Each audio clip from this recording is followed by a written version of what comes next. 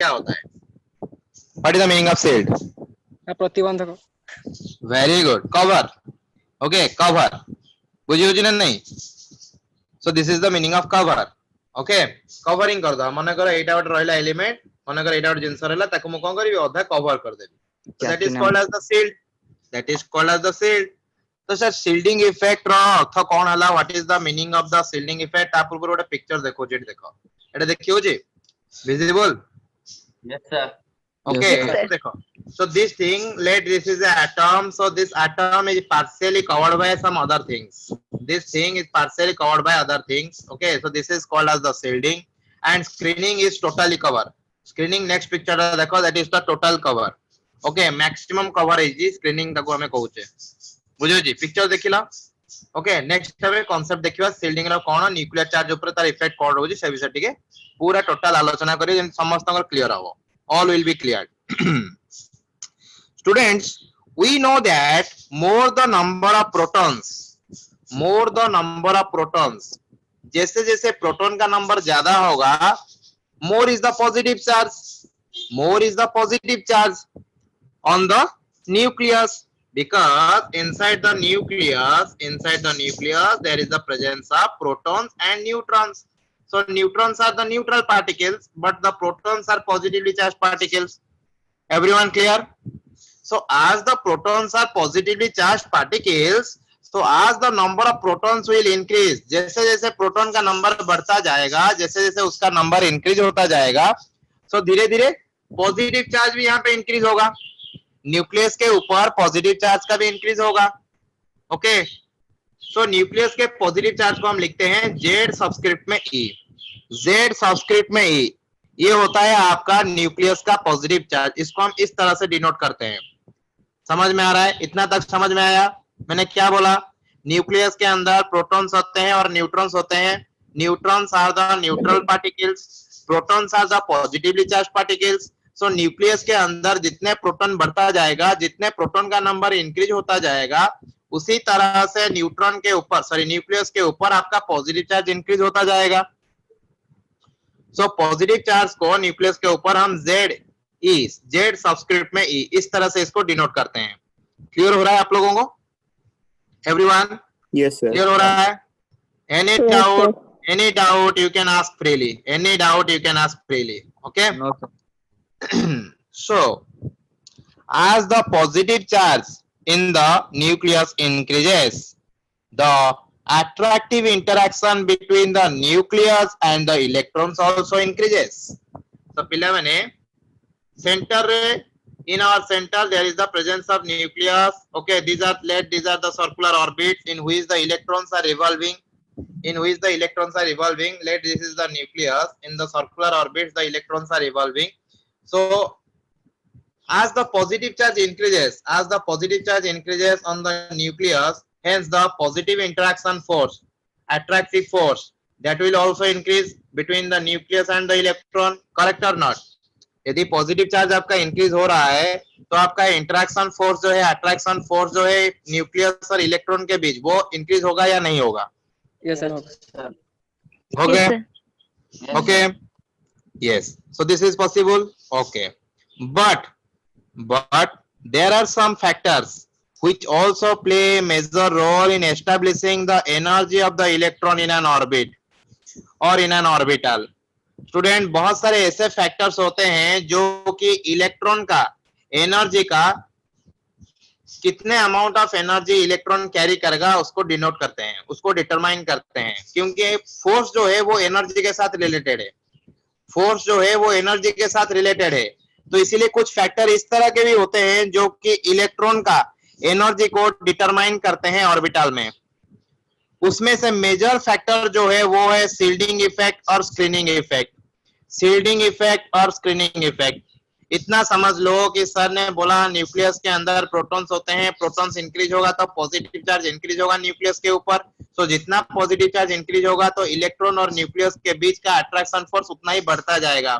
लेकिन ये जो अट्रैक्शन फोर्स है उसको डिटरमाइन करने के लिए, उनके बीच का एनर्जी को डिटरमाइन करने के लिए कुछ फैक्टर रोल प्ले करते हैं. तो उनमें से जो मेजर फैक्टर है that is your screening effect और shielding effect. Clear everyone? Sir Yes, Mrityunjay, please tell. Sir I Sahil में डाउट है सर एक। हाँ, बोलो। हेलो सर, वो बात ये है कि प्रोटॉन प्रोटॉन का नंबर हम इंक्रीज कैसे कर सकते हैं? हम इलेक्ट्रॉन को निकाल सकते हैं या फिर इलेक्ट्रॉन दे सकते हैं? प्रोटॉन का नंबर कैसे प्रोटॉन को तुम क्यों इंक्रीज करोगे? प्रोटॉन को हमें इंक्रीज आपने करने की बोला ना क्या मतलब क्या रिक्वायरमेंट है? प्रोटॉन तो अपने आप भी इंक्रीज हो सकता है, लेकिन एक एलिमेंट थोड़े ही होता है। जैसे जैसे आप पीरियड में लेफ्ट से राइट जाते हो, जैसे जैसे आप एक पीरियोडिक टेबल से लेफ्ट से राइट को जाते हो, तो वहां पे आपका एटॉमिक नंबर इंक्रीज होता है या नहीं होता है? बोलो, एटॉमिक नंबर आपका इंक्रीज होता है या नहीं होता है? जब आप एक पीरियड में लेफ्ट से राइट को जाते हो, तब आपका एटॉमिक नंबर इंक्रीज होता है या नहीं होता है? इंक्रीज होता है सर। एटॉमिक नंबर इंक्रीज होता है तो आपका प्रोटॉन नंबर इंक्रीज होगा या नहीं होगा? हाँ सर। आप ये क्यों सोच रहे हो कि सर सर बोल रहे हैं पर्टिकुलर एलिमेंट में प्रोटॉन का नंबर इंक्रीज करने के लिए? आप ये क्यों सोच रहे हो कि पर्टिकुलर एलिमेंट में आपको प्रोटॉन का नंबर इंक्रीज करना है?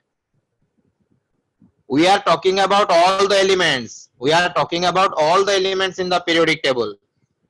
Okay? हमें जो क्वेश्चन आएगा ना रेडियस के ऊपर, वहां पे आपको क्वेश्चन पूछेगा कि एलिमेंट को रेडियस को आप कंपेयर करो, किसका रेडियस ज्यादा है, किसका रेडियस कम है। तो उसके लिए आपको स्क्रीनिंग इफेक्ट को चाहिए। वहां पे ऐसा नहीं पूछेगा कि इस एलिमेंट का है तो यहाँ पे इलेक्ट्रॉन दे रहा है, ये कैटायन हो रहा है, या इलेक्ट्रॉन गेन कर रहा है तो ये आनायन हो रहा है, तो इसके रेडियस के बीच का रिलेशन क्या है, उसके बारे में भी बताऊंगा। लेकिन ये नहीं कि आपको पर्टिकुलर एलिमेंट में प्रोटॉन का नंबर इंक्रीज करना है। हम ये बात कर रहे हैं कि जैसे जैसे आपका एटॉमिक नंबर इंक्रीज होता है, जब आप लेफ्ट से राइट को जाते हो एक पीरियोडिक टेबल में, या एक पर्टिकुलर ग्रुप में अप से डाउन जाते हो, ऊपर से नीचे जाते हो, तो वहां पे आपका एटॉमिक नंबर इंक्रीज होता है। तो एटॉमिक नंबर जो है वो प्रोटॉन के नंबर को रिप्रेजेंट करता है। यू नो एवरीवन, जो एटॉमिक नंबर है वो प्रोटॉन के नंबर को डिनोट करता है। Atomic number is equal to proton number. Clear? So atomic number proton के नंबर को डिनोट कर रहा है, तो उसका मतलब एटॉमिक नंबर जैसे जैसे इंक्रीज होता जाएगा, उसी तरह से प्रोटॉन का नंबर भी इंक्रीज होगा। ठीक है या नहीं? Yes sir. सो प्रोटॉन का नंबर जितना इंक्रीज होता जाएगा, उतना पॉजिटिव चार्ज भी इंक्रीज होता जाएगा। तो पॉजिटिव चार्ज जितना इंक्रीज होगा तो अट्रैक्शन फोर्स इंक्रीज होगा, क्योंकि आप लोगों ने फिजिक्स में पढ़ा होगा इलेक्ट्रोस्टैटिक फोर्स और coulombic force that is equal to k q1 q2 by r square, k q1 into q2 divided by r square। तो जो फोर्स है आपका electrostatic force of attraction that is directly proportional to the charge multiplication of the charge. तो जितना आपका charge का amount बढ़ेगा, उतना आपका फोर्स ऑफ अट्रैक्शन बढ़ेगा। ठीक बोला या नहीं बोला? All are practical thing, mathematically explanation के साथ बोल रहा हूँ, कहीं पे आपका डाउट नहीं होगा। आप बोलोगे सर ने बोल दिया चार्ज बढ़ेगा तो फोर्स कैसे बढ़ेगा, उसके लिए भी मैंने आपको बता दिया वहां पे कि जो कूलम्बिक फोर्स होता है that is directly proportional to the amount of the charge. Okay, तो जैसे जैसे आपका चार्ज बढ़ता जाएगा, उतना आपका अट्रैक्शन फोर्स बढ़ता जाएगा। लेकिन कुछ फैक्टर हैं जो कि इस अट्रैक्शन फोर्स को इसको डिटरमाइन करते हैं, उसको कंट्रोल करते हैं। उनमें से मेजर फैक्टर है स्क्रीनिंग इफेक्ट और shielding effect. Clear everyone? Yes sir. Yes sir. So shielding effect को समझने से पहले, शिल्डिंग इफेक्ट को समझने से पहले, बेहतर समझने से पहले, उसके पहले आपको थोड़ा एक्स्ट्रा चीज मैं बोल रहा हूँ, जो कि मैंने प्रीवियस क्लास में भी आपको बोल दिया था, उसको मैं फिर से रिपीट कर रहा हूँ। स्टूडेंट्स, जो सेल बाहर होता है, आउटर मोस्ट होता है, उसको हम बोलते हैं एन। मान लो उसको हम एल बोलते हैं, एन सेल। तो वो होता है आपका वैलेंसी सेल। क्या होता है? Valency shell. This is called as the valency shell. उसमें जो इलेक्ट्रॉन्स होते हैं उसको हम बोलते हैं वैलेंस इलेक्ट्रॉन।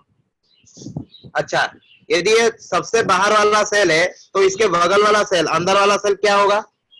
यदि बाहर वाला सेल का नंबर n है, तो अंदर वाला सेल का नंबर क्या होगा? n-1 very good, n-1। n-1 very good, n-1। Student, this shell is called as the penultimate shell. What is that shell? Penultimate shell. तो जहां पे भी आपको दिया गया होगा कि पेनल्टीमेट सेल का इलेक्ट्रॉन, तो उसका मतलब n-1 के सेल में जो इलेक्ट्रॉन्स हैं, तो उसको हम बोलते हैं penultimate shell electrons. Okay, this is called as the penultimate shell. Students, ये हो गया n और n-1। अभी n-2 उसके अंदर वाला जो सेल होता है, n-2 and n-3, they are called as inner cell. They are called as inner cell. Inner cell. Clear everyone? इतना आप लोगों को समझ में आ रहा है? Yes, sir. Valency shell, penultimate shell and inner shell. किसको बोलेंगे वैलेंसी सेल, किसको बोलेंगे पेनल्टीमेट सेल, किसको बोलेंगे इनर सेल? Clear everyone? इतने sir. तक सबका डाउट क्लियर है? Yes, sir. ओके, तो अभी समझेंगे. Yes, anyone having any doubt? कोई कुछ बोल रहा है क्या? No, sir. ओके, सो शील्डिंग इफेक्ट अभी बात करते हैं. सर शील्डिंग इफेक्ट क्या होता है? ये शील्डिंग इफेक्ट जो बात कर रहे हो आप, इतने समय से हम बात कर रहे हैं, तो ये होता क्या है? Student, it is the shielding of the outer shell electron from the nucleus by the inner shell electron. बार बार बोल रहा हूँ. It is the shielding of the outer shell electron from the nucleus by the inner shell electron. ये उनको छिपा देता है. वैलेंसी सेल के इलेक्ट्रॉन्स को, आउटर सेल के इलेक्ट्रॉन्स को, अंदर वाले इलेक्ट्रॉन, इनर सेल वाले इलेक्ट्रॉन जो होते हैं वो उसको छिपा देते हैं न्यूक्लियस से. न्यूक्लियस उनको देख नहीं सकता, न्यूक्लियस उनको ठीक से देख नहीं सकता. ओके, तो बहुत जो अंदर वाले जो इलेक्ट्रॉन होते हैं, इनर सेल इलेक्ट्रॉन, वो बाहर वाले इलेक्ट्रॉन को क्या करते हैं? छुपा देते हैं, शील्डिंग कर देते हैं. Okay, so because of the shielding effect, shielding effect के वजह से क्या होता है? ये जो उसको छिपा देता है बाहर वाले इलेक्ट्रॉन को, इसमें से होता क्या है? So because of this shielding effect, the nuclear force being felt by the outer cell electrons decreases. जितना इलेक्ट्रोस्टैटिक फोर्स, जितना न्यूक्लियर अट्रैक्शन फोर्स आपका वैलेंसी इलेक्ट्रॉन और आउटर मोस्ट सेल का इलेक्ट्रॉन जितना एक्सपीरियंस कर रहा था न्यूक्लियर फोर्स को, उसका अमाउंट घट जाएगा. क्या हो जाएगा? एफ न्यूक्लियर, न्यूक्लियर फोर्स जो होगा वो क्या हो जाएगा? It will decrease. मैं इसको डाउनवर्ड एरो मार्क के तरह इसको रिप्रेजेंट कर रहा हूं. Downward arrow means it will decrease. So F nuclear force will decrease due to the shielding effect. समझ में आ रहा है? Yes, sir. Okay, so in this case, in this type of case, the nuclear charge being felt by the outer cell electron is called as the effective nuclear charge. देखो मैंने क्या बोला? ये जो अंदर वाले इलेक्ट्रॉन होते हैं वो बाहर वाले इलेक्ट्रॉन को शील्ड कर देते हैं, उनको छुपा देते हैं. तो उसी तरह से जो बाहर वाला इलेक्ट्रॉन है वो टोटल न्यूक्लियस का जो सब चार्ज है, टोटल जो नेट चार्ज है न्यूक्लियस का, न्यूक्लियर जो चार्ज है वो उसको फील नहीं कर सकता. जो आउटर मोस्ट सेल का जो इलेक्ट्रॉन है वो जितना पॉजिटिव चार्ज चाहिए उसको, जितना वो फील करना चाहिए वो नहीं कर सकता, क्योंकि वो तो शील्ड हो चुका है इनर सेल इलेक्ट्रॉन के वजह से. ओके, तो जो न्यूक्लियर चार्ज होना चाहिए वो न्यूक्लियर चार्ज को ये फील नहीं कर सकता. आउटर सेल इलेक्ट्रॉन ये उसको फील नहीं कर सकता. तो इसीलिए जो न्यूक्लियर चार्ज को वो फील करेगा उसको हम बोलते हैं इफेक्टिव न्यूक्लियर चार्ज. जितने न्यूक्लियर चार्ज को वैलेंसी सेल इलेक्ट्रॉन और आउटर मोस्ट सेल का इलेक्ट्रॉन जितना वो एक्सपीरियंस करेंगे, जितना वो उसको फील करेंगे, उसको हम बोलेंगे इफेक्टिव न्यूक्लियर चार्ज. क्या बोलेंगे? Effective nuclear charge. That is also called as Z effective. Z effective. Clear हो रहा है सब लोगों को? क्लियर हो रहा है सब लोगों को? This is called as Z effective. Yes, sir. Anyone having any problem? कहीं को किसी में प्रॉब्लम है? जितना मैं अभी बोल रहा हूँ किसी को कुछ चीज में प्रॉब्लम है क्या? कहीं पे थोड़ा भी डाउट है? No, sir. Okay, so this Z effective मतलब इफेक्टिव न्यूक्लियर चार्ज. तो आपका न्यूक्लियर चार्ज था Z, आपका न्यूक्लियर चार्ज था Z, तो ये Z इफेक्टिव जो है वो क्या है? Z से कम है. Z से कम है क्योंकि वो घट जाता है. तो जितना घट जाता है उसको हम सिग्मा से रिप्रेजेंट करते हैं, उसको हम सिग्मा से रिप्रेजेंट करते हैं. Okay, so Z effective is equal to Z minus Z sigma. minus sigma. Sigma is called as the shielding constant. Shielding constant. कुछ बुक में आपको सिग्मा के जगह S लिखने का जैसा दिखाई मिलेगा. कुछ बुक में, कुछ एंट्रेंस बुक हैं जहां पे आपको सिग्मा के जगह S दिखाई दिया है वहां पे. So that is also called as S. So that sigma or S, it is also called as the shielding constant. Okay. So, but despite of the shielding of the outer electrons from the nucleus by the inner cell electrons, the attractive force being felt by the outer cell electrons increases with the increase in the nuclear charge. क्या बोला मैंने बेटा? कि आपका effective nuclear charge जो है वो घट जाता है, एक्चुअल न्यूक्लियर चार्ज से वो घट रहा है, लेकिन जो अट्रैक्शन फोर्स है आउटर सेल इलेक्ट्रॉन का और न्यूक्लियस के बीच का, it will increase with the increase in the nuclear charge. जैसे जैसे आपका न्यूक्लियर चार्ज इंक्रीज होगा, जैसे जैसे आपका जेड इंक्रीज होगा, वैसे वैसे आपका जेड इफेक्टिव भी इंक्रीज होगा। अरे होगा या नहीं? जेड इंक्रीज होगा तो जेड इफेक्टिव इंक्रीज होगा या नहीं होगा? Sir hello sir. Yes yes Mrityunjay tell. Sir मतलब अगर हाइड्रोजन में जितना हो रहा होगा हीलियम में उससे ज्यादा होगा, फिर उससे ज्यादा होगा, ऐसे चलता रहेगा, एटॉमिक नंबर जैसे बढ़ता रहेगा वैसे चलता हाँ रहेगा। हाँ मैं बोल रहा हूँ ठीक है। वहां पे कुछ एक्सेप्शन भी है, क्योंकि केमिस्ट्री मतलब एक्सेप्शन। ओके, केमिस्ट्री मतलब एक्सेप्शन मैं बोल रहा हूँ। ओके, तो वहां पे कुछ एक्सेप्शन थोड़ा है, तो वेट करो, जब खत्म हो जाएगा ना you will get the proper idea. Okay, just wait and see. जो मैं बोल रहा हूँ यदि वहीं पे कुछ डाउट है तो आराम से बोलो। Okay, after that when the shielding effect concept will be completed, I think everyone will be able to give the answer on the basis of shielding effect। वहां पे जहां पे भी कहीं क्वेश्चन आएगा shielding effect के बारे में, आप सब लोग क्वेश्चन दे सकते हो आंसर उसका। ओके, तो किसी को कुछ डाउट नहीं होगा। आई थिंक जितना मैं समझा रहा हूँ उसके बाद आपको कोई डाउट नहीं होगा shielding effect के बारे में। सो सी, so despite of the shielding of the outer electrons from the nucleus by the inner cell electrons, the attractive force that being felt by the outer cell electrons increases with the increase in the nuclear charge। जैसे जैसे आपका nuclear charge increase होगा उसी तरह से आपका effective nuclear charge भी increase होगा। तो जैसे जैसे आपका इफेक्टिव न्यूक्लियर चार्ज इंक्रीज होगा वैसे न्यूक्लियर अट्रैक्शन फोर्स भी आपका इंक्रीज हो जाएगा। ओके ठीक है। सो दिस shielding इफेक्ट, ये shielding इफेक्ट डिपेंड किस पे करता है, किसके ऊपर ये डिपेंड करता है? shielding इफेक्ट बहुत इंपॉर्टेंट पॉइंट है। shielding effect depends upon the type of the orbital. किस टाइप का ये ऑर्बिटल है उसके ऊपर ये shielding इफेक्ट डिपेंड करता है। In which the inner shell electrons are present. Inner shell electron कौन से ऑर्बिटल में है उसके ऊपर आपका shielding इफेक्ट डिपेंड करता है। क्या बोला मैंने? shielding इफेक्ट किसके ऊपर डिपेंड करता है? The orbital of the inner cell electrons, type of the orbital in which the inner cell electrons are present। कौन से टाइप के ऑर्बिटल में इनर सेल इलेक्ट्रॉन्स प्रेजेंट है उसके ऊपर ये डिपेंड करता है। क्लियर हो रहा है सबको? एवरीवन? एक बार फिर से। हाँ बाबा पचार गिरी जाए रे। ना सर आओ थोड़ा कोई। ओके ओके देखे। So shielding effect, that shielding effect depends upon the type of the orbital। किस टाइप का वो ऑर्बिटल है उसके ऊपर आपका shielding effect डिपेंड करता है। किस ऑर्बिटल? जो इनर सेल इलेक्ट्रॉन हमने अभी बात किया n-2 और n-3 वाले जो ऑर्बिटल से सेल हैं उसमें जो इलेक्ट्रॉन है वो इलेक्ट्रॉन कौन से ऑर्बिटल में है? ऑर्बिटल मतलब s में या p में या d में या f में, कौन से ऑर्बिटल में है वो इलेक्ट्रॉन उसके ऊपर आपका shielding इफेक्ट डिपेंड करता है। ठीक है।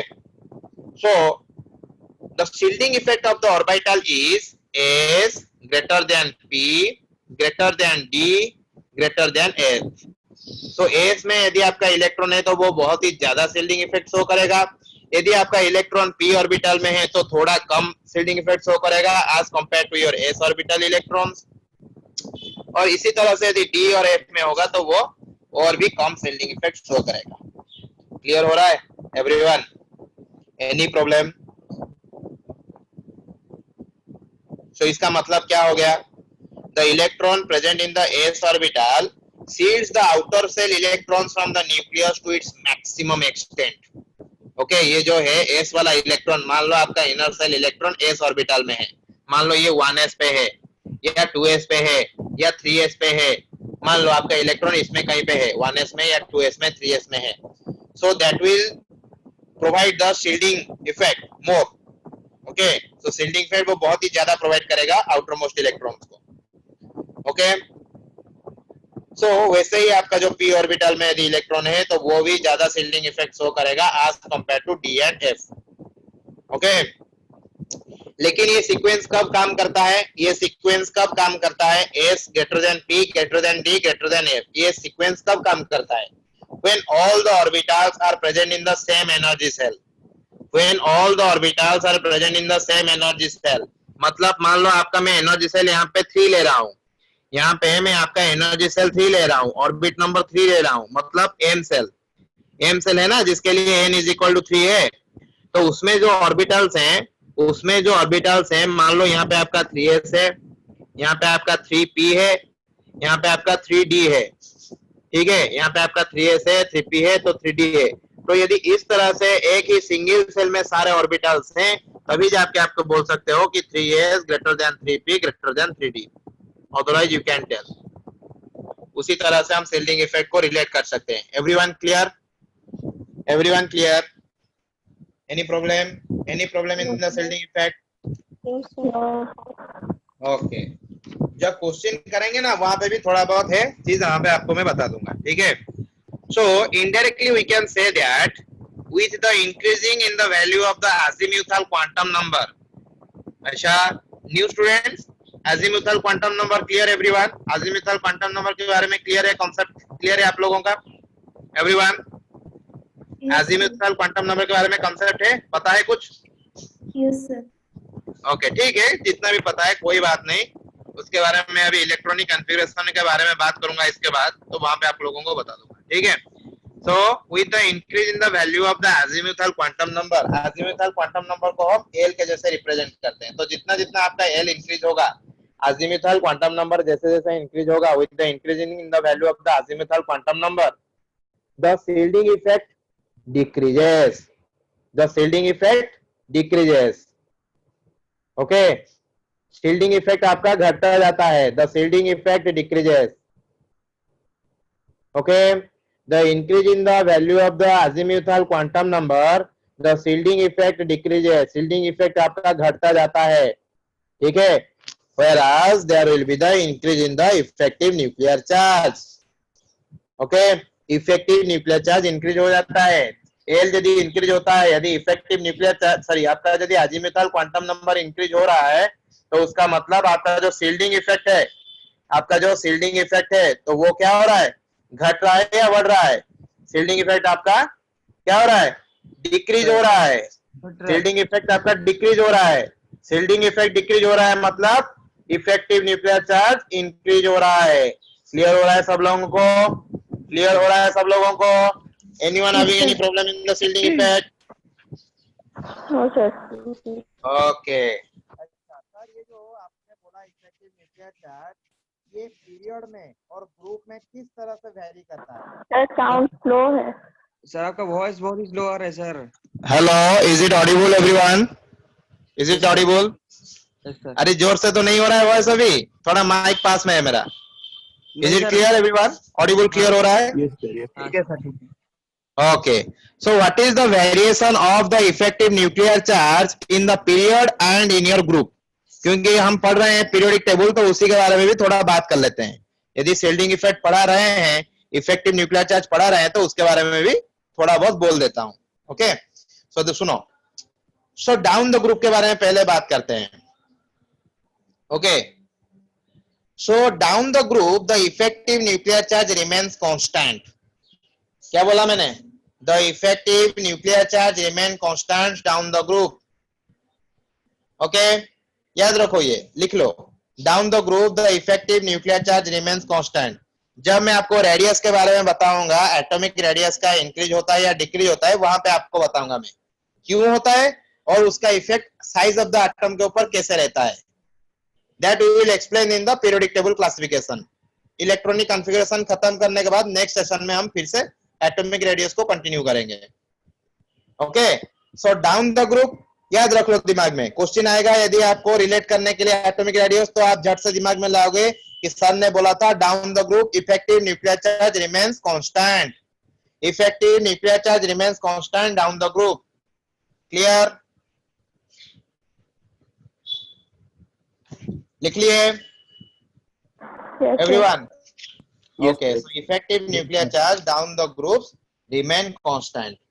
Okay, then along the period, अभी पीरियड के बारे में बात करते हैं। along the period, students write down along the period the Z effective or effective nuclear charge increases.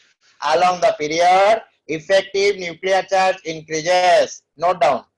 along the period, period के along में, यदि आप पीरियड में जा रहे हो, लेफ्ट हैंड साइड से राइट हैंड साइड को जा रहे हो, तो आपका जो z इफेक्टिव है, z इफेक्टिव, और इसको z स्टार भी लिखते हैं, that will increase। समझ में आ रहा है सब लोगों को? समझ में आ रहा है? Yes, sir. Yes, sir. Okay, Kaleem clear? Yes, sir. Clear. Lalit, Mrityunjay, yes sir. Yes sir. Okay, Sonalika, Suchismita, everyone, सबको समझ में आ रहा है? Yes, sir. Okay, Yes, sir. तो क्या हमने बात किया?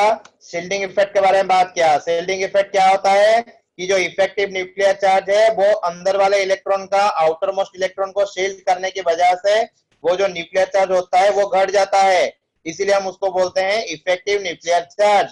Effective nuclear charge mathematically represented as z minus sigma, z minus sigma, sigma is called as shielding constant, लिखा गया है यहाँ पर बेटा, sigma is called as the shielding constant। so this is the effective nuclear charge concept। अच्छा, क्या हमने बात किया? ये shielding effect किसके ऊपर डिपेंड करता है?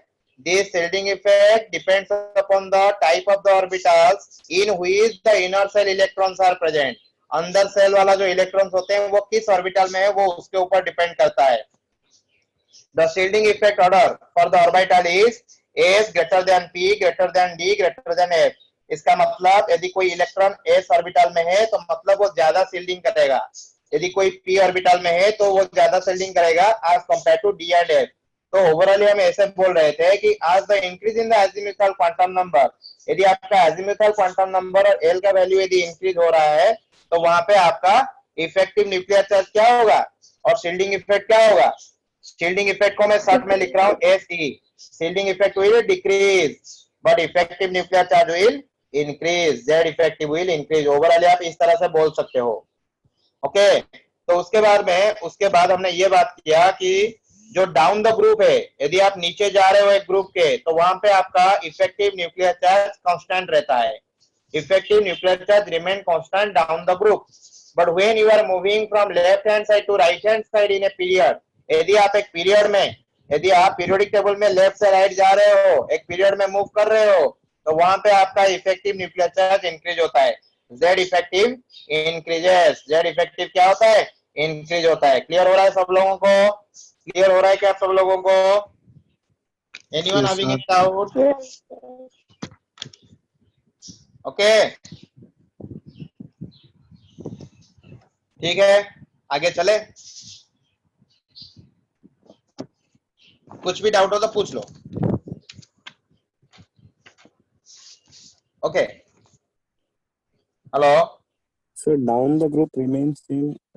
How? Hello, yes So down the group, the shielding effect remains same. How? बेटा समझ में नहीं आया, क्या बोल रहे हो? फिर से बोलो, थोड़ा क्लियरली बोलो।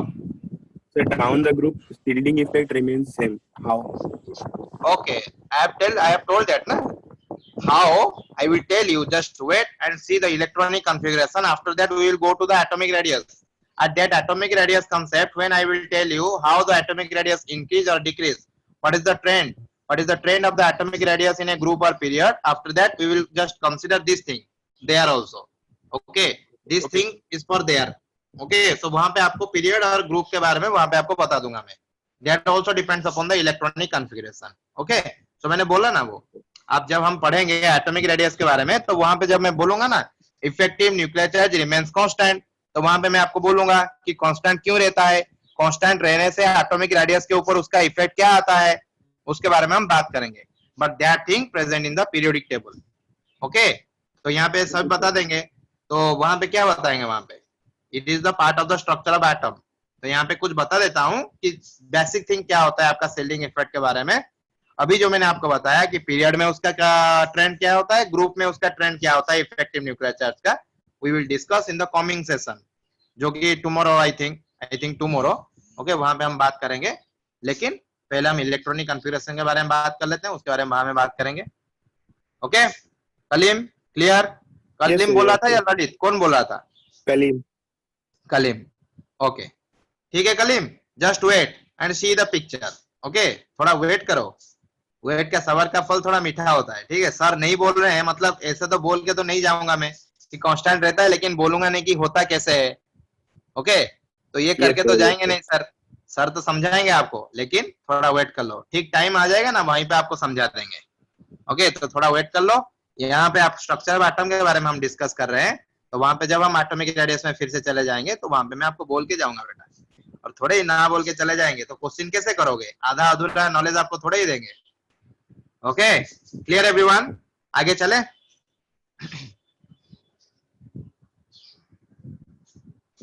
Yes, sir. Okay, so now we will discuss about the orbitals. First we will discuss about how to calculate the energy, of that orbital, whether that energy is more or less than that of the orbital. मान लो आपको मैं दो orbital दे रहा हूँ, 4s orbital and 3d orbital. दो orbital मैं आपको दूंगा, 4s orbital and 3d orbital, ठीक है। तो इनमें से एनर्जी किसका ज्यादा है, इनमें से एनर्जी किसका ज्यादा है, आप कैसे कैलकुलेट करोगे? What is the rule, how you can calculate the energy between 4s and 3d, किसका ज्यादा है और किसका कम है, कैसे कैलकुलेट करोगे आप? इसके बारे में बताया गया है, लेकिन आज I am doing the electronic configuration session again, so I am just giving you this concept again. Yes Kalim, tell. Very good. Principal quantum number 4s. Okay, not only principal quantum number, but also you have to consider the azimuthal quantum number, L value also. Okay, Yes, so sir. there is a rule whose name is Bohr-Bury rule. क्या नाम है उसका? Bohr, B-O-H-R, Bohr and Bury's rule, Bohr and Bury's rule हम उसको बोलते हैं, ठीक है। तो सर ये रूल क्या है? This rule is n plus L rule. Sir ये n प्लस एल फिर क्या हो गया? पुराने बच्चों को तो पता होगा, लेकिन जो नए बच्चे आएंगे देख लो। So this is called as n plus l rule. What is n plus l rule? n is the principal quantum number and l is the azimuthal quantum number. ये होता है प्रिंसिपल क्वांटम नंबर, ये होता है azimuthal quantum number. इसको आप दोनों को ऐड करोगे, ये दोनों को आप ऐड करोगे, जिसका ज्यादा होगा उसका एनर्जी ज्यादा है, जिसका ज्यादा होगा एडिशन उसका एनर्जी ज्यादा है। तो मान लो मैं यहाँ पे 4s में कर रहा हूँ, यहाँ पे मैं 4s में कर रहा हूँ, तो बेटा यहाँ पे n का वैल्यू कितना है? 4. The value of the n is here 4, so n is equal to 4 here. Now what is the value of azimuthal quantum number for 4s of cell? 0. Zero. So here it is 0. Similarly for 3d, what is the value of n? 3. What is the value of l? Azimuthal quantum number for d? 2. Okay. Not 3 beta, it is 2. How it will be 3? We know that for s the value of l is equal to 0, for b the value is equal to 1, for d the value is equal to 3, and for f the value is equal to 4. Okay, Yes, sir. ठीक है। सो अभी दोनों को add करो, अभी इस दोनों को ऐड करो आप, अभी इस दोनों को ऐड करो। क्या होता है? n plus l for 4s, how much? n plus l करोगे तो कितना आएगा? 4। अभी 3d के लिए आप n plus l करोगे तो कितना आएगा? 5। तो कौन ज्यादा हुआ? 3d। 3d का ज्यादा हो गया 4s से, तो बच्चों 3d का एनर्जी 4s से ज्यादा होगा। Energy of 3d will be more than that of the 4s। Okay, समझ में आ रहा है सब लोगों को? Yes, sir. Yes, sir. Yes, sir. Okay, Sanketika very good, very active. Sukanya, Yes, sir. बेटी समझ में आ रहा है? Yes. ये वाला जो समझा है कॉन्सेप्ट, ये समझ में आया? एक क्वेश्चन दूं तो कर पाओगी? Yes, sir. ओके, देखो आराम से, कोई मतलब दिक्कत वाली बात है नहीं, जैसे समझा है उसी तरह से आपको मेरे को एक बोलना है, ठीक है? उसी तरह से मेरे को आपको एक बोलना है। मान लो मैंने आपको दे दिया 2p ऑर्बिटल, 2p ऑर्बिटल, और वहां पे मैंने आपको एक दे दिया 3s का एक ऑर्बिटल, 2p एंड 3s। तो इसमें से आप मुझे बोलो किसका एनर्जी ज्यादा होगा और किसका एनर्जी कम होगा? 2p और 3s में किसका एनर्जी ज्यादा होगा, किसका एनर्जी कम होगा? एक्सप्लेन मी, आराम से जैसे मैंने बताया था उसी तरह उसी कंसेप्ट को अप्लाई करो. Okay, tell me in 2p what is the value of n? Principal quantum number का वैल्यू कितना होगा 2p में? Sukanya please tell. Yes, clearly बोलो.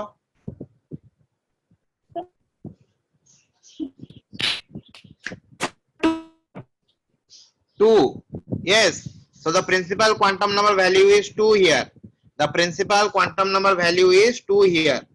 Okay. अच्छा, azimuthal quantum number का वैल्यू कितना होगा? For p the azimuthal quantum number value is 1. क्योंकि मैंने आपको पढ़ाया नहीं है azimuthal quantum number, इसलिए मैंने आपको नहीं पूछा. ठीक है. So azimuthal quantum number value for p is equal to 1. ये मैं बता दूंगा कैसे मैं जान रहा हूँ कि p का azimuthal quantum number क्या है. ओके, उसके बारे में जानने के लिए आपको क्वांटम नंबर पढ़ना होगा. देखो, तो यहाँ पे इस तरह से 3s का यदि आप प्रिंसिपल क्वांटम नंबर देखोगे तो क्या होगा? What is the value of principal quantum number for 3s? 3. Very good. उसी तरह से l का वैल्यू कितना होगा? 0. Very good. अभी मुझे n प्लस l करके बताओ कितना हो रहा है? Only Sukanya tell. सुकन्या बोलेगी, उसके बाद नए बच्चों को एक.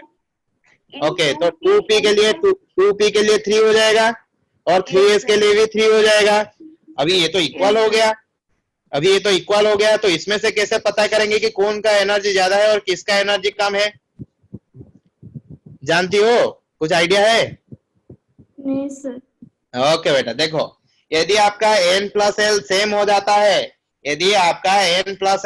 जाता है, दोनों ऑर्बिटल्स के लिए, तो आपको चेक करना होगा किसका n वैल्यू ज्यादा है. Principal quantum. Sir. Very good. 3s का आपका n वैल्यू 3 है, तो ये सबसे बड़ा है. तो इसीलिए आप आंख बंद करके ऐसे मार लोगे कि 3s का एनर्जी ज्यादा है. जिसका प्रिंसिपल क्वांटम नंबर मोर, उसका एनर्जी ज्यादा. क्लियर? Yes sir. ओके, तो इसी तरह से एनर्जी का कैलकुलेशन कर सकती हो. कुछ दिया गया तो ब्रजेश्वर. Yes sir.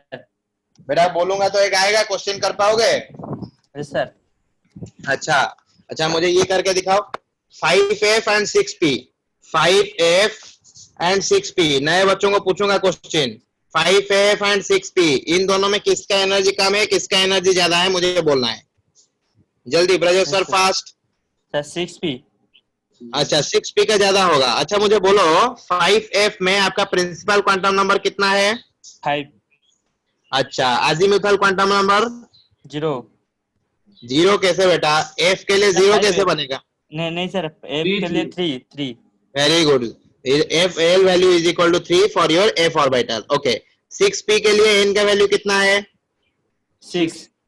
और l का वैल्यू? 1. Very good. अभी मुझे बोलो n प्लस l कितना होगा दोनों? पहले 5f के लिए n प्लस l कितना हो गया? 8. अभी 6p ज्यादा होगा. 6p के लिए कौन होगा? 7. ओके, सो किसका ज्यादा हो जाएगा यहाँ पे? 5f. Very good. क्योंकि इसका n प्लस l ज्यादा है तो इसका एनर्जी ज्यादा हो जाएगा. Okay, so 5f is more than 6p. 5f is more than 6p. Clear हो रहा है सब लोगों को? एवरीवन? सर अजीमुथल क्वांटम नंबरটা জানিও স্যার কেমনে? ओके, अजीमुथल क्वांटम नंबर कैसे जानोगे? अच्छा, ये देख लो बेटा. पहले तो आप लोगों ने जो थोड़ा लेट में ज्वाइन किया है, इसलिए आप लोगों को क्वांटम नंबर के बारे में थोड़ा कम ज्ञान है. इतना बोल देता हूँ, ये सब करने के लिए इतना याद रख लो. जब क्वांटम नंबर पढ़ाएंगे ना आप सब लोगों का, जो नए स्टूडेंट हो उसके लिए कुछ एक्स्ट्रा क्लासेस का अरेंज किया जाएगा. तो वहां पे जब मैं क्वांटम नंबर पढ़ाऊंगा तो वहां पे आपका क्लियर हो जाएगा. लेकिन अब के लिए जो मैं क्वेश्चन करवा रहा हूँ, इसके लिए आप इतना याद रख लो. azimuthal quantum number is equal to 0 for s. azimuthal quantum number is equal to 1 for p. azimuthal quantum number is equal to 2 for d. azimuthal quantum number is equal to 3 for f. इतना याद रहेगा या नहीं रहेगा? Sir इससे मुझे याद है. ओके, इतना याद रखो बेटा. ठीक है, इतना याद रखो. जब आपको क्वांटम नंबर पढ़ाएंगे तो वहां पे आपका कांसेप्ट क्लियर होगा कि हम इसको वैल्यू इस तरह से क्यों ले रहे हैं. ठीक है? Yes sir. Okay, so this is the value. Okay, next thing, अभी मैं और कुछ को पूछूंगा। और कौन नॉन स्टूडेंट है? गिरी, नाम तुम्हारा पता नहीं, टाइटल मुझे पता चल गया। गिरी, साहिल सर। ओके, साहिल गिरी। ओके, तो बेटा पूछूंगा, आएगा इस तरह से क्वेश्चन पूछूंगा तो आएगा, कर हाँ पाओगे? सर, हाँ सर। ठीक है, देखो 6p और 6d के बीच में, 6p और 6d के बीच में किसका एनर्जी ज्यादा है, किसका एनर्जी कम है? 6p और 6d, जल्दी फास्ट मुझे बोलो एनर्जी क्या, इसका प्रिंसिपल क्वांटम 6d नंबर का। क्या होगा? 6d का है। अच्छा 6d का ज्यादा होगा। Yes sir. ओके, अच्छा मुझे बोलो 6p में आपका प्रिंसिपल क्वांटम नंबर कितना है? 6 azimuthal quantum number 1 okay. 6d के लिए आपका प्रिंसिपल क्वांटम नंबर 6 l का वैल्यू, अजीमुथल क्वांटम नंबर का वैल्यू 2 n प्लस l कितना होगा 6p के लिए? 6p के लिए 7 और 6d के लिए 8 वेरी गुड। किसका ज्यादा हो गया? 6d। लगा लो, हो गया एनर्जी ज्यादा। सबको आएगा अभी? पुराने बच्चों को तो पता है जो बच्चे पहले से क्लास कर रहे हैं, लेकिन जो बच्चे नए हैं उनके बारे में इसीलिए मैं बोल रहा था। अच्छा शुभ्रम ज्योति, यस सर। अरे बेटा आएगा इस तरह से देने के लिए, यदि क्वेश्चन में दूं आएगा तुमको? Yes sir. कॉन्फिडेंट तो? क्वेश्चन आएगा तो कर पाओगे? यस ये सर। क्वेश्चन आया था, इतना इजी लग रहा है लेकिन नीट में ही आया था, जेईई मेन में भी आया था। प्रीवियस ईयर का क्वेश्चन चेक कर लेना, जब कराएंगे भी प्रीवियस ईयर का क्वेश्चन वहां पे कराएंगे, इस तरह का क्वेश्चन वहां पे भी आया था। डायरेक्ट Yes, क्वेश्चन एनर्जी के लिए 4 ऑप्शन दिया था, उसमें से आपको सिलेक्ट करना था। Okay okay, I think all new students have been covered. So पुराने स्टूडेंट के लिए तो कोई बात नहीं, सबको आ रहा है या कुछ का डाउट है? ओल्ड स्टूडेंट्स के लिए जो कि ऑलरेडी इस क्लास को कर चुके हैं, anyone having any doubt? No sir. Okay no ठीक है, okay. So next we will go to the electronic configuration. सबका कुछ का डाउट था इलेक्ट्रॉनिक कॉन्फ़िगरेशन के बारे में, उसको थोड़ा क्लियर कर देते हैं। तो स्टूडेंट, इलेक्ट्रॉनिक कॉन्फ़िगरेशन का मतलब क्या है? इलेक्ट्रॉनिक कॉन्फ़िगरेशन का मतलब है इलेक्ट्रॉन को भरना, इलेक्ट्रॉन को कॉन्फ़िगर करना, उनको सब सेल देना, उनका सेल देना, उनको एक ऑर्बिटल देना, लेकिन उसको एक पीरियोडिकली देने के लिए हमको बोला जाता है इलेक्ट्रॉनिक कॉन्फ़िगरेशन को जानने के लिए। मतलब हमें सब सेल में इलेक्ट्रॉन को भरना है, सेल में इलेक्ट्रॉन को भरना है, ऑर्बिटल में इलेक्ट्रॉन को भरना है, लेकिन एक पर्टिकुलर रूल के थ्रू से, एक पर्टिकुलर रूल के थ्रू से हमें इलेक्ट्रॉन को इस सब चीज में भरना है। ओके, तो वो सब रूल क्या है उसके बारे में बात करेंगे, और उसके बारे में बात करेंगे कि इलेक्ट्रॉनिक कॉन्फ़िगरेशन एक एलिमेंट का, मान लो आपको एक एटॉमिक नंबर दे दिया गया, तो किस तरह से आप जल्दी से उसका इलेक्ट्रॉनिक कॉन्फ़िगरेशन लिख सकते हो। ठीक है, तो पहले हम बात करते हैं उस रूल के बारे में जिस रूल को फॉलो करके आपको इलेक्ट्रॉनिक कॉन्फ़िगरेशन करना है, जिस रूल को आपको फॉलो करके इलेक्ट्रॉनिक कॉन्फ़िगरेशन करना है। तो students, electronic configurations, the electrons are filled in the various atomic orbitals according to two principles. One is your Aufbau principle, another one is Ohm's rule of maximum multiplicity, and another minor theory is also there, that is called as Pauli's exclusion principle.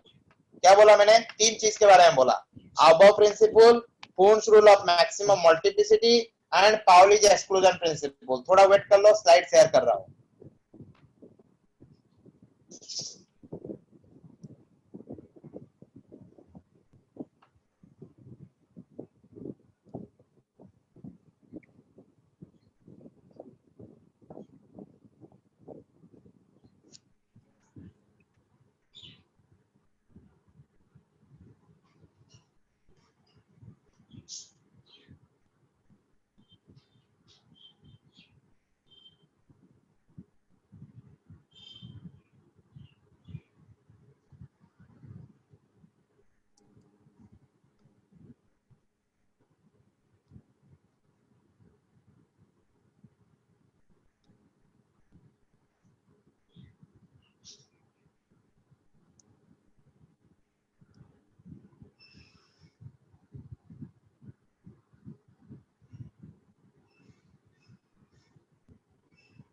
दिख रहा है सब लोगों को? Screen दिख रहा है? Yes sir. Yes sir. जो यहाँ पे थोड़ा नोट था, ये नोट को मैं आपके साथ शेयर कर लेता हूँ। वहां पे थोड़ा शॉर्टकट में दिया गया है, तो वहां पे आपको जल्दी जल्दी में कवर हो सकता है। ओके, क्योंकि ऑलरेडी पढ़ा चुका है हम, ठीक है। तो इसलिए थोड़ा कम टाइम में इसको कैसे आपको समझाएं तो आप लोग समझ जाओगे, उसके बारे में यहाँ पे लिखा गया है इस तरह से। तो इसलिए मैंने इस नोट्स को आपके साथ शेयर किया है। तो देखो इसको थोड़ा जूम कर लेते हैं, अबाव प्रिंसिपल को। दिख रहा है? अबाव प्रिंसिपल दिख रहा है? शॉर्टकट में लिखा गया है, कम टाइम में जान सकते हैं कि अबाव प्रिंसिपल होता क्या है। ओके देखो, so what is the above principle? Above principle states that in the ground state of the atoms, orbitals are filled in order of their increasing energy. Okay, above principle क्या बोल रहा है? It states that in the ground state of the atoms, the orbitals are filled in order of their increasing energy. जैसे जैसे उसका increase हो रहा है एनर्जी, उसी तरीके से उसका इलेक्ट्रॉन का भी फिलअप होगा। देखो एनर्जी किस तरह से लिखा गया है, 1s 2s 2p 3s 3p 4s 3d 4p 5s 4d 5p 4f 5d 6p 7s। तो इसी के थ्रू से आपका इलेक्ट्रॉनिक कॉन्फ़िगरेशन होता है, इसी ऑर्डर में आपका इलेक्ट्रॉनिक कॉन्फ़िगरेशन होता है, ठीक है। पहले 1s में इलेक्ट्रॉन जाएगा, उसके बाद 2s में इलेक्ट्रॉन जाएगा, उसके बाद 2p में, उसके बाद 3s में, उसके बाद 3p में, इसके बाद 4s में। Like this the electron will go on and it will be filled up in the orbitals. Okay, so this principle is called as your above principle. So this states that in the ground state of the atoms orbitals are filled in order of their increasing energy. जिसका energy कम है वो उसमें electron पहले जाएगा, जिसका energy ज्यादा है उसमें एनर्जी बाद में जाएगा। सबको समझ में आ रहा है ये? लेकिन याद रखने की जरूरत नहीं है, ये जो ऑर्डर यहाँ पे दिया गया है इसको याद रखने की कोई जरूरत नहीं है, ठीक है। इतना जान लो कि अबाव प्रिंसिपल ये होता है। क्वेश्चन करने के लिए इसको याद रखने की कोई जरूरत नहीं, इसके बारे में आपको दे देंगे। अबाव प्रिंसिपल को बिना याद किए आप कैसे इलेक्ट्रॉनिक कॉन्फ़िगरेशन कर सकते हैं। क्लियर? आगे चले। Okay, hello. Yes, sir. Yes, sir. Yes, sir. Pauli's exclusion principal only थोड़ा थोड़ा बता देता हूँ, उसके बाद सिखाऊंगा कि इलेक्ट्रॉनिक कॉन्फ़िगरेशन करोगे कैसे, ठीक है। तो पाउलीज एक्सक्लूजन प्रिंसिपल क्या बोल रहा है? It states that there will be no two electron in an atom can have the same set of 4 quantum number. That is the Pauli's exclusion principle. Pauli's exclusion principle बोल रहा है कि मान लो आपका 2 इलेक्ट्रॉन दिया गया है, तो उसका जो 4 क्वांटम नंबर है, आपका principal quantum number, azimuthal quantum number, magnetic quantum number and spin quantum number, ये चारों क्वांटम नंबर कभी भी इक्वल नहीं होगा। ओके, 2 इलेक्ट्रॉन का कभी भी 4 वाला जो क्वांटम नंबर है, सेट क्वांटम नंबर का जो सेट है 4 नंबर वाला, वो कभी भी इक्वल नहीं होगा। That is your Pauli's exclusion principle, that is called as the Pauli's exclusion principle. समझ में आ रहा है? सबको समझ में आ रहा है Pauli's exclusion principal? Yes, sir. नया चीज नहीं है बेटा, कोई नया चीज नहीं है, सेम थिंग। ओके, लेकिन इंपोर्टेंट बात ये है कि मैं आपको किस तरह से समझाऊं कि आप किस तरह से इजी तरीके से आप कैसे इलेक्ट्रॉनिक कॉन्फ़िगरेशन लिख सकते हो एक पर्टिकुलर एलिमेंट का। Next thing is your Ohm's rule of maximum multiplicity. What is the meaning of Ohm's rule of maximum multiplicity? ये सब पढ़ाया जाएगा, ये पढ़ाया गया था पहले से, ऑलरेडी पढ़ा दिया गया था एटॉमिक स्ट्रक्चर में। कुछ थोड़ा मैं कांसेप्ट क्लियर किया था वहां पे, लेकिन जो नए स्टूडेंट्स हैं कोई चिंता करने की जरूरत नहीं है। इधर आप लोग वो YouTube में वीडियो है, रिकॉर्डेड वीडियो, उसको देखो। ये समझ में नहीं आ रहा है तो एक्स्ट्रा क्लास होगा आप लोगों का, ठीक है। तो Ohm's rule of maximum multiplicity, ये क्या बोल रहा है? Ohm's rule of maximum multiplicity, it states that the pairing of the electron in an orbital belonging to the same subcell does not take place until each orbital belong to that subcell has got 1 electron each. Practical चीज क्या है मैं बोल रहा हूँ, देखो। अच्छा, p subshell में कितना ऑर्बिटल्स होते हैं? p सबसेल में मान लो मैं 3p के लिए बना रहा हूँ, तो p सबसेल में मेरा कितना ऑर्बिटल्स होते हैं? 3 ऑर्बिटल होता है, 3 ऑर्बिटल होता है, 1 2 3। वो बोल रहा है कि आपको 5 इलेक्ट्रॉन को आपको इसमें अरेंज करना है। मान लो मैं आपको 5 इलेक्ट्रॉन का अरेंजमेंट करके दिखाता हूँ। 5 इलेक्ट्रॉन, मुझे 5 इलेक्ट्रॉन इसके अंदर रखना है, ठीक है। तो मैं इसको किस तरह से रख सकता हूँ? यहाँ पे 1 2 3 4 पहले इस तरह से रख दिया, पहले से इस तरह से रख दिया। अच्छा, 5 इलेक्ट्रॉन नहीं, 4 इलेक्ट्रॉन से करो तो डाउट क्लियर होगा। क्यों कर रहा हूँ 4 इलेक्ट्रॉन से, बताऊंगा। देखो, मान लो ये 3p है, तो इसका 3 ऑर्बिटल बन गया आपका। आपको 4 इलेक्ट्रॉन इसमें रखना है, तो आप किस तरह से रख सकते हो? पहले यहाँ पे 2 रख दिए, क्योंकि आपको पता है एक ऑर्बिटल में 2 से ज्यादा इलेक्ट्रॉन नहीं रह सकता, तो पहले आपने यहाँ पे 2 रख दिया, उसके बाद यहाँ पे 2 रख दिया। इस तरह से आप अरेंज कर सकते हो। Otherwise you can also arrange like this, यहाँ पे 1 2, यहाँ पे 3, यहाँ पे 1, इस तरह से भी रख सकते हो, ठीक है। लेकिन all these methods are wrong, all these methods are wrong, okay, all these methods are wrong, ठीक है। So according to Hund's rule of maximum multiplicity, उसमें आपको क्या बोला जाता है, मान लो आपका ये p ऑर्बिटल से 3 ऑर्बिटल है, उसमें आपको 4 इलेक्ट्रॉन रख रहा है, तो आप कैसे रखोगे, पहले यहाँ पे 1, फिर यहाँ पे 1, फिर यहाँ पे 1, उसके बाद यहाँ पे 1, सब ऑर्बिटल को पहले 1 1 करके दोगे, उसके बाद फिर से 4 से शुरू करोगे। जैसे मैंने यहाँ पे 4 इलेक्ट्रॉन रखा, कैसे रखा मैंने 4 इलेक्ट्रॉन, पहले यहाँ पे 1 इलेक्ट्रॉन रखा, बाद में यहाँ पे 1, बाद में यहाँ पे 1 और बाद में यहाँ पे 1। वाह, so this is the practical thing about the Hund's rule of maximum multiplicity. Clear हो रहा है? Any doubt? Any doubt in these 3 principles? 3 principal में कुछ का कुछ डाउट आया क्या? कोई डाउट? ओके, अभी बात करते हैं कैसे हम इलेक्ट्रॉनिक कॉन्फ़िगरेशन को लिखेंगे। सर हमें पता नहीं, हमें इतना पता है कि किस तरह से इलेक्ट्रॉन को देना है, एक एक करके इलेक्ट्रॉन देना है, अभी मैंने बता दिया, ठीक है। एनर्जी के हिसाब से आपको इलेक्ट्रॉन का फील करना है, ठीक है।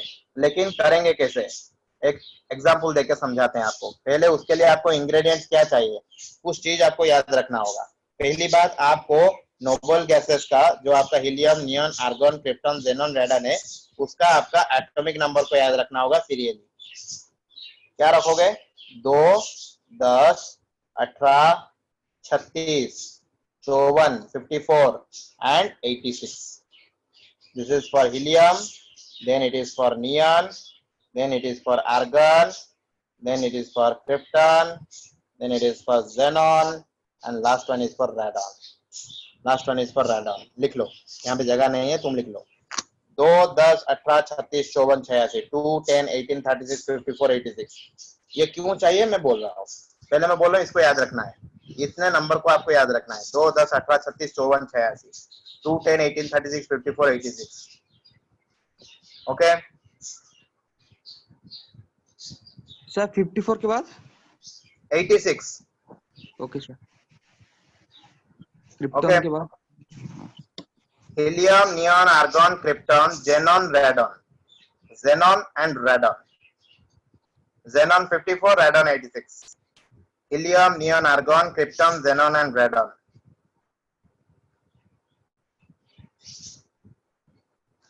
Okay, 2, 10, 18, 36. फिर से लिख लेता हूँ 54, 86. This is 1, this is 2, this is 3, this is 4, this is 5, this is 6. इस तरह से याद रखो. 1, 2, 3, 4, 5, 6. क्लियर हो गया? आगे चले. ये याद रखना है. और क्या याद रखोगे? आपका जो इलेक्ट्रॉन का फील होगा सबसेल में, वो इसका क्या ऑर्डर है? पर्टिकुलर ऑर्डर है. किस ऑर्डर में होगा? पहले आपका इलेक्ट्रॉन एस में जाएगा, एनएस में, उसके बाद जाएगा n-2f में. कोई आप प्रिंसिपल याद रखने की जरूरत नहीं है.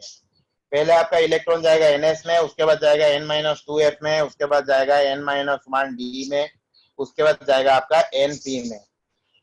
पहले आपका जाएगा ns में, उसके बाद जाएगा n-2f में, इसके बाद जाएगा n-1d में, उसके बाद जाएगा np में.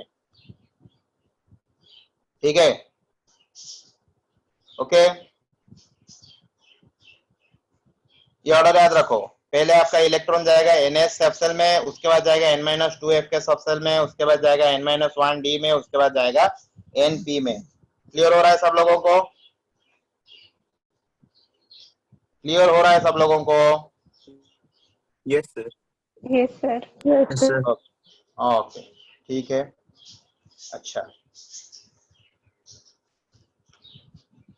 अच्छा मुझे बोलो, सर ने बताया कि ns होता है, n-2f होता है, n-1d होता है और np होता है. अच्छा मान लो मैं यदि बोलता हूँ आपका इलेक्ट्रॉन पहले 2s में जाता है, तो 2s में जाने के बाद वह कहाँ पे जाएगा? मान लो आपका इलेक्ट्रॉन पहले 2s में चला गया, उसके बाद कहाँ पे जाएगा? 2p में जाएगा सर. 2p में जाएगा. क्यों f में क्यों नहीं जाएगा? क्योंकि already it is not exist. 2-2 not there. वैसे 2-1d तो है नहीं. ठीक है, तो डायरेक्टली ये 2p में जाएगा. ठीक है, अरे समझ में आ रहा है? Yes, sir. Yes, sir. Okay. Sir तो यदि आपको ये पता नहीं रहेगा कि डी कहाँ पे है, एफ कहाँ पे, उसके लिए भी आपको मेथड बता रहा हूँ। जो मैंने बताया ना, 2, 10, 18, 36, 54, 86, 2, 10, 18, 16, 15, 18, 36, 54, 86, उसमें बोला था मैंने 1, 2, 3, 4, 5, 6 लिख के रखो वहां पे भी 1, 2, 3, 4, 5, 6। ये जो ऑर्बिट है वो एक ऑर्बिट नंबर है, ये जो 1 है वो ऑर्बिट नंबर है। तो ऑर्बिट नंबर 1 में आपका केवल एस आएगा, 2 में आपका एस और पी आएगा, 3 में आपका एस और पी आएगा, ओके, 3 में आपका एस पी आएगा, 4 में आपका एस डी पी आएगा, 5 में भी आपका एस डी पी आएगा, और उसके बाद आपका एस डी पी आएगा, एस डी पी और उसके बाद एस एफ डी पी। याद रख सकते हो तो बेटर है, नहीं तो आपको पता है कि 3D कहाँ पे आता है, डी कहाँ पे आता है, एफ कहाँ पे आता है, तो इसको याद रखने की जरूरत नहीं है। इतना याद रख लो कि atomic number of the zero group elements and the order of the filling of the subshell, ns, n-2f, n-1d and np। ठीक है, आगे चले, आगे चले। अच्छा, पी में मैक्सिमम कितना इलेक्ट्रॉन रह सकता है? पी में, सर पी सबसेल में मैक्सिमम कितना इलेक्ट्रॉन रह सकता है? 6 डी में, डी में डी में 10, एफ में 14 रहना चाहिए। अच्छा, और एक बात याद रखो, हाफ फील्ड और फुल फील्ड, हाफ फील्ड और फुल फील्ड इलेक्ट्रॉनिक कॉन्फ़िगरेशन, ये क्या होता है? हाफ फील्ड और फुल फील्ड क्या होता है? मान लो मैं अभी पी के बारे में बात कर रहा हूँ, पी में मेरा 3 ऑर्बिटल होता है, तो यहाँ पे यदि मैं एक एक इलेक्ट्रॉन इस तरह से रखता हूँ तो ये होता है हाफ फील्ड, ये होता है आपका हाफ फील्ड। ये सब पढ़ाया गया है बेटा, इसको मैं शॉर्ट में बोल रहा हूँ, हाफ फील्ड, ओके। और यदि वहां पे मैं सब ऑर्बिटल में 2-2 करके इलेक्ट्रॉन इस तरह से रखता हूं तो उसको हम बोलते हैं फुल फील्ड, इसको हम बोलते हैं फुल फील्ड। तो हाफ फील्ड और फुल फील्ड जो इलेक्ट्रॉनिक कॉन्फ़िगरेशन में जब यदि कभी आता है तो वो स्टेबल होता है, तो वो स्टेबल होता है, ओके। तो जहां पे भी आपका हाफ फील्ड और फुल फील्ड ऑर्बिटल का इलेक्ट्रॉनिक कॉन्फ़िगरेशन में आ जाता है तो उसको आपको रखना है, क्योंकि वो स्टेबल है, उसको बिगाड़ना नहीं है, उसको रखना है, ठीक है। तो हाफ फील्ड और full filled electronic configurations are more stable, और हाफ फील्ड और फुल फील्ड के बीच में full filled is more stable than that of the half filled, full filled is more stable than that of the half filled, ठीक है। Full filled is more stable than that of the half filled. जो जो ingredients चाहिए मैं बता रहा हूँ, full filled more stable than that of your half filled. Sukanya, समझ में आ रहा है? यस सर ओके, अभी मैं एक एटॉमिक नंबर दूंगा आप लोगों को करना है। छोटे एटॉमिक नंबर से शुरू करेंगे, छोटे से एटॉमिक नंबर से शुरू करेंगे। मान लो एटॉमिक नंबर दिया गया है 20, मैं एक बता रहा हूँ, मैं एक बताऊंगा उसके बाद तुम लोग करोगे। आपका एटॉमिक नंबर दिया गया है 20, आपको इसका इलेक्ट्रॉनिक कॉन्फ़िगरेशन लिखना है। तो सर कैसे लिखेंगे इसका? इजी में, हमें कुछ पता नहीं, हमें इतना ही पता है कि 20 दिया गया है, कोई हमें अबव प्रिंसिपल या एक्सक्लूजन प्रिंसिपल हमें पता नहीं। थोड़ा रुको, ये थोड़ा गलत हो गया, इधर उधर हो रहा है।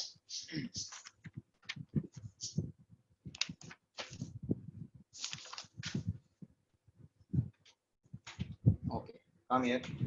सो आपका एटॉमिक नंबर दे दिया गया है 20। अभी मुझे बोलो, मैंने जो आपको ऑर्डर बताया था 2, 10, 18, 36, 54, 86, 2, 10, 18, तो 20 किस किस के बीच में आ रहा है?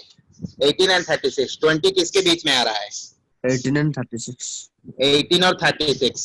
अच्छा, 18 के बाद आ रहा है, 18 के बाद आ रहा है, तो 18 किसका इलेक्ट्रॉनिक, किसका एटॉमिक नंबर है? कौन सा नोबल गैस का? Argon Argon. आर्गन का, आर्गन का है सर, आर्गन का ये ठीक है, आर्गन का है। क्या करेंगे अभी? आर्गन लिख लेंगे, पहले हम आर्गन लिख लेते हैं। We will write argon first, रुको, we will write argon first. ये थोड़ा लेट हो रहा है, आर्गन लिखने में थोड़ा लेट हो रहा है। ओके, आर्गन, ये हो गया हमारा 18 इलेक्ट्रॉन, यहाँ पे 18 इलेक्ट्रॉन। अच्छा, हमने दिया था 20, तो बचा कितना? 18 चला गया, तो बचा कितना? 2। अभी हमें 2 को अरेंज करना है। अच्छा, तो 2, 10, 18, 6, तो 3 के बाद आता है 1, 2 और 3 के बाद आता है 3 के बाद आता है ना 20 जो नंबर है, 3 के बाद आता है, 18 के बाद आता है, तो 3 नंबर के बाद आता है। तो यहाँ पे आपका शुरू होगा 4 से। तो पहले किस में इलेक्ट्रॉन जाएगा? एस में। मैंने बोला था एनएस में जाएगा पहला, तो 4 में पहले 4s में जाएगा। कितने जा सकता है 4s में? मैक्सिमम कितना जा सकता है? 2 जा सकता है। तो यहाँ पे 2 लिख लो। हो गया आपका 20, हो गया आपका 20, इलेक्ट्रॉन 20 हो गया क्या? Yes, sir. So what is the electronic configuration? Argon 4s2. So this is the electronic configuration argon 4s2. Argon 4s2. Clear? इस तरह से कर सकते हो। और एक दें, और एक करें। सर एक दीजिए। हाँ हाँ ठीक है ठीक है। अरे ये किए गिरिजा की? गिरी सर। अच्छा अच्छा गिरिजा पूरा एकदम खुशी ଅଛି। हो ठीक है देख। साहिल गिरी। कौन कहलु? मुकेश सर गोटे दियंतु। ठीक अछि देख कर। ओके 36। अच्छा 36 तो नुह रह गोटे भलो दे दबा 40 मन कर एटॉमिक नंबर देछि 40। तो you have to do the electronic configuration of the atomic number 40। तो क्या करोगे? पहले क्या करोगे? चेक करोगे कि कौन से नंबर के बीच में आ रहा है नोबल गैसेस का। तो वहां पे था आपका 2, 10, 18, 36, 54। तो ये किसके बीच में आ रहा है? 36 और 54 के बीच में। तो यहाँ पे लिखो 36 किसका होता है? 36 किसका एटॉमिक नंबर होता है? Krypton. Okay krypton. तो लिखो यहाँ पे क्रिप्टन में आपका 36 चला गया। अभी बचा कितना? 40 माइनस 36। 4. अभी आपको 4 इलेक्ट्रॉन आपको बैलेंस करना है। 4 इलेक्ट्रॉन आपको यहाँ पे लिखना है, उसको इलेक्ट्रॉनिक कॉन्फ़िगर करना है। तो क्रिप्टन में आपका 36 चला गया। क्रिप्टन कौन से नंबर में आता है? 4 नंबर में। तो 4 नंबर में आता है क्रिप्टन 4 नंबर में आता है। तो आपका शुरू होगा 5 नंबर से। तो पहले आप किस में जाओगे? एस में। तो 5s में कितना इलेक्ट्रॉन दोगे? Maximum 2 electron. समझ में 5s सर। के Yes, sir. क्रिप्टन 4 में आता है मतलब? अरे मुझे कहली 2, 10, 18, 2, 10, 18, 36, 54 तो से जोड़े नंबर कहन दिली एटा 1 लेके एटा 2 लेके एटा 3 लेके एटा 4 लेके कहन दिली। सर तो एटा 36 पर आसिला माने 4 नंबर पर आसी माने 5 नंबर ऑर्बिटल रू स्टार्ट हबो। It will start from 5। बुझिलु? सर समझ गए? सर तो यहाँ पे आपका क्रिप्टन 36 आ गया। अभी आपके पास 4 इलेक्ट्रॉन है, उसको अरेंज करना है। तो ये जो क्रिप्टन है वो 4 नंबर वाला एलिमेंट है। तो मतलब उसके बाद हम कर रहे हैं तो मतलब 5 में शुरू करेंगे। ये मैं तुझे टेक्निक बता रहा हूँ, ठीक है, करने के लिए। तो कैसे इजीली आप लिख सकते हो उसको। तो पहले 5 में उसका 5s में जाएंगे। तो 5s में मैक्सिमम कितना इलेक्ट्रॉन रह सकता है? 5s2। 5s के बाद वहां पे कहाँ पे इलेक्ट्रॉन जाएगा? कौन से सेल में जाएगा? 4s. Very good. 5s के बाद n-2f। n-2f मतलब 5 - 2। तो मेरा 3f होता है क्या? मेरा 3f होता है। f अवेलेबल है? No. नहीं है। नहीं है। तो मतलब f में इलेक्ट्रॉन नहीं जाएगा। f में इलेक्ट्रॉन नहीं जाएगा। n-2f के बाद कहाँ जाएगा? यदि ये पॉसिबल नहीं है तो कहाँ पे जाएगा? n-1d। n-1d। तो n-1 मतलब 5 - 1d तो मतलब 4d में जाएगा। तो 4d में लेके कितने इलेक्ट्रॉन रखेंगे? 2 इलेक्ट्रॉन। हो गया इलेक्ट्रॉनिक कॉन्फ़िगरेशन। और क्या है इसमें? क्रिप्टन 4s2 3d2 खत्म। कर सकते हो इस तरह से? Yes, sir. हाँ ओके। तो सबने तो इसका इलेक्ट्रॉनिक कॉन्फ़िगरेशन करके दिया था, लेकिन जितने लोगों ने डाउट पूछा था सब लोगों का क्लियर हुआ या नहीं? Yes, कुछ भी sir. दिया जाएगा, कुछ भी दिया जाएगा, आप लोगों को आएगा, कर पाओगे? सर ओके गिरिजा कॉन्फिडेंट तो? Sir yes sir. Okay Brajeshwar? Yes sir. हाँ ब्रजेश्वर समझ में आया? कर पाओगे इस तरह से एटॉमिक नंबर को कर पाओगे electronic configuration? Yes sir. Yes, sir. Okay Sahil? आज्ञा सर। बुझिएला? आज्ञा। Okay Sukanya? Sir yes sir. Yes हाँ बोलो। सर पीरियोडिक टेबल रे दीटा जगह रे एक्सेप्शनल केस अछि ना कॉन्फ़िगरेशन रा? हाँ हाँ बा कहबी कहि व्यस्त कहीं मु कहलिनी गले कहबनी। ओके एक्सेप्शनल इलेक्ट्रॉनिक कॉन्फ़िगरेशन विषय भी कहबा। सेति पई खाली half field and full field state आपको बोल के जा रहा हूं। ओके तो जाऊंगा व्यस्त मतलब ओके तो बोलते ना मतलब ज्यादा जल्दी कोई जरूरत नहीं है, आराम से जाओ, टाइम है, पढ़ाएंगे। ओके धीरे धीरे जाएंगे। नहीं तो बोलोगे सर ने क्या पढ़ा, बाउंस हो रहा है। ठीक है, तो धीरे धीरे जाएंगे। सुकन्या समझ में आया? हाँ सर Yes, धीमे sir.